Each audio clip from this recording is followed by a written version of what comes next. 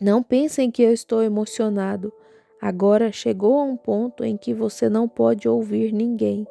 Você tem que ouvir Deus. Que a palavra de todo homem seja mentira. Sei mais sobre isso agora do que jamais soube em minha vida. Não faz diferença o que as pessoas dizem. O que importa é o que Deus diz. Se estiver de acordo com a palavra, então é verdade. Se o material está lá para produzi-lo, porque Deus testifica de seu dom. Se você der ouvidos ao pregador alguma vez, você se meterá em problemas, pelo menos alguns deles. Observem, lá eles estavam todos confusos em sua doutrina, e os demônios aqui, os adivinhos, eram os únicos.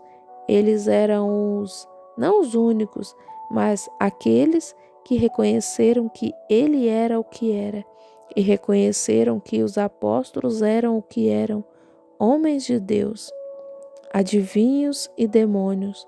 Então, Paulo se virou e repreendeu o espírito de adivinhação da mulher. Ela não pôde mais adivinhar. Ele não precisava que o diabo testificasse quem ele era. Ele sabia quem era. Ele era o Santo de Deus. Não precisava da ajuda do diabo. Mas, de qualquer forma, o diabo estava dizendo a verdade sobre ele. Jesus disse àquele demônio: Cala-te, mas sai dele. Sim, Senhor. Ele não precisava da ajuda do diabo, mas o diabo estava gritando. Tantas pessoas falando sobre assim, num dia desses, antes de eu ir embora, vou pregar sobre demonologia e mostrar a vocês o que são os demônios. Vocês não percebem como eles ficam cara a cara com Deus e imploram para descer e fazer algo a respeito? Ora, isso é bíblico, apesar de sabermos de outra forma. Como aqui mesmo na reunião, à noite, quando alguém chega à plataforma com um pouquinho de fé, você ouve outro lá clamando por ajuda. Aquele que está aqui na plataforma talvez esteja morrendo com câncer e outro sentado ali em cima com câncer. E esse câncer, sabendo que ele está enfrentando aqui embaixo, se aquela mulher somente crer no que estou dizendo e crer em Jesus Cristo, ela será curada com toda certeza. Então, para destruir a fé daquela mulher, o outro demônio grita para ela. E eu me coloco entre eles e digo: aí estão vocês, vocês dois creem. Oh, estamos vivendo no dia de Cristo o poder e a ressurreição e o Espírito Santo. As pessoas estão. É hora de parar de brincar de igreja. Tudo bem quanto a essas ideias formais e ritualísticas, chegará a hora em que vocês verão que eu lhes disse a verdade, correto. É claro que agora é difícil, eu sei que é, mas falo em nome do Senhor e sei do que estou falando. Deus testifica da mesma forma que é a verdade. Muito bem. Então, ali pensei, oh, então talvez eu esteja errado, talvez eu tenha me enganado, eu deveria ter abraçado isso, eu deveria ter dito algo, mas eu me ajoelhei e clamei, Deus, se eu estive errado e recusei algo que eu não entendia, tentando ouvir o que os pregadores me diziam, talvez se eu estive errado, então, Senhor, eu não entendo isso de acordo com a Bíblia, mas se eu estiver errado, perdoe-me. Eu me levantei e estava chorando. Sentei-me e olhei em volta.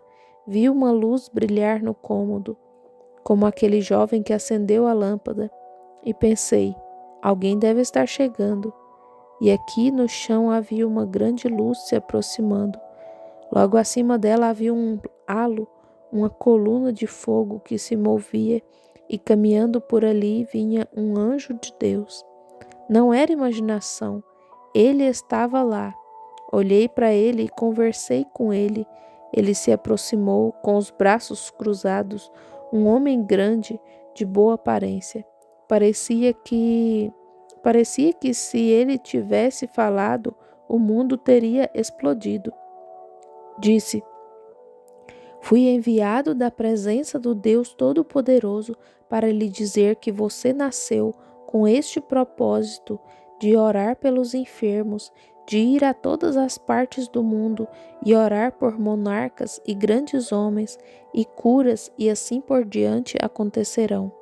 E essas coisas acontecerão, e grandes congregações se reunirão, e isso causará um reavivamento que varrerá a terra. Eu argumentei: Senhor, eu não tenho escolaridade, eles não vão crer em mim. E prossegui: eles não vão. Ele declarou: assim como ao profeta Moisés foram dados 2 sinais para a confirmação de seu ministério, que ele tornaria sua mão leprosa e então a curaria, e a vara se tornaria uma serpente e assim por diante, ele continuou: a você também serão dados 2 sinais. Um deles é que você colocará a mão sobre a pessoa, então isso lhe será dado. Não pense nada de si mesmo, isso lhe será dado. Então acontecerá que, depois de algum tempo, se você for reverente, então lhe será dado conhecer os segredos de seus corações e as coisas que estão erradas com eles. Muitos de vocês aqui sabem, quando o primeiro estava em operação, só havia um e não o segundo, não é verdade? Mas eu profetizei que estaria ali. Eu afirmei: é por isso que estou aqui. E repeti: é por isso que estou aqui. Eu disse: agora é com isso que estou preocupado. E prossegui: eu vim aqui, Senhor, e me disseram que isso era o diabo, que isso estava errado, mas há poucos momentos eu o percebi. É claro que foi a presença dele no cômodo que mudou isso, naturalmente.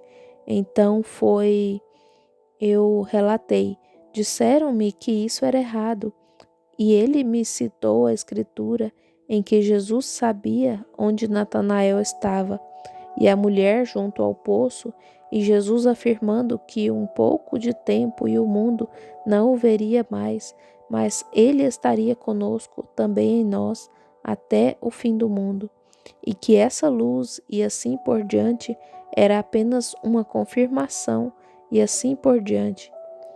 Então eu disse: eu irei. Ele me abençoou e retornou.